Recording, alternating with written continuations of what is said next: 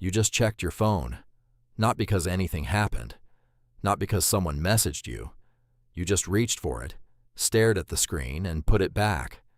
And now, less than 2 minutes later, you want to check it again. That feeling is not an accident. It is not a personality flaw. And the real answer for why you cannot stop is far stranger than anything the tech industry wants you to know. It starts not with a phone. It starts with a rat. In 1971, neuroscientist Wolfram Schultz placed electrodes into the reward circuits of macaque monkeys' brains and gave them fruit juice when they pressed a button. The brain lit up every time. Dopamine surged, expected. But when he began signaling the reward before it arrived, something shifted. The dopamine no longer fired when the juice arrived. It fired the moment the signal appeared. The anticipation had hijacked the reward. The brain was no longer reacting to pleasure. It was hunting for it. Your brain does the exact same thing every time you reach for your phone. Dopamine is not the pleasure chemical. That is the most common misunderstanding in modern neuroscience. Dopamine is the anticipation chemical. It makes you want to find out. And the notification on your phone is not a reward. It is a signal. It tells your brain that a reward might be coming. Might. That one word is the entire trap.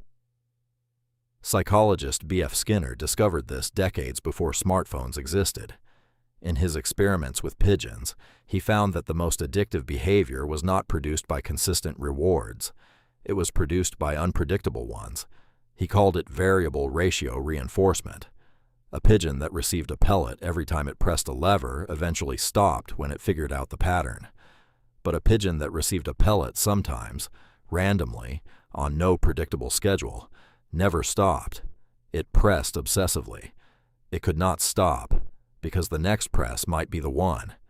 Your social media feed is a Skinner box. Your inbox is a Skinner box. Every app on your phone is a Skinner box, designed by engineers who read the same psychology textbooks and built those principles directly into the software. In 2017, a former president of Facebook admitted publicly that the platform was intentionally designed to exploit a vulnerability in human psychology, a social validation feedback loop. You post something, maybe someone likes it, maybe nothing happens. You come back to check. Your brain, running the same ancient anticipation circuitry that helped your ancestors track prey through a forest, cannot distinguish between hunting for food and hunting for a notification. Researchers at the University of California, Irvine, led by Gloria Mark, found that every time your attention is pulled away from a task, it takes an average of 23 minutes for your brain to fully return to the same depth of focus. Not seconds. 23 minutes. And this is true even when you initiate the interruption yourself. Most people check their phone between 80 and 150 times a day. Most people underestimate how often. There is a reason for that. The checking happens before the conscious mind registers the decision. You have already unlocked the screen before you realize you wanted to. That is the truly uncomfortable part.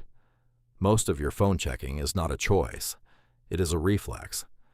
The urge forms below awareness, in the same subcortical regions of the brain that manage hunger, thirst, and fear. You have already reached before you have thought. This is not a new problem. The architecture of compulsion has always existed in you. Humans evolved in environments where novelty meant survival. A new sound in the trees could be a predator. A movement on the horizon could be prey. The brain that ignored novelty died. The brain that investigated novelty survived long enough to become yours. Your constant phone checking is not a failure of willpower. It is an ancient survival instinct, colliding with an environment it was never designed for. Researcher Wendy Wood at the University of Southern California has spent decades showing that willpower is one of the weakest tools for changing habitual behavior. What actually works is environment redesign, removing the signal, turning off notifications, putting the phone in another room, not because you are weak, because the system was built by professionals to defeat you, and you need structural changes, not moral effort. Tonight, you are going to reach for your phone.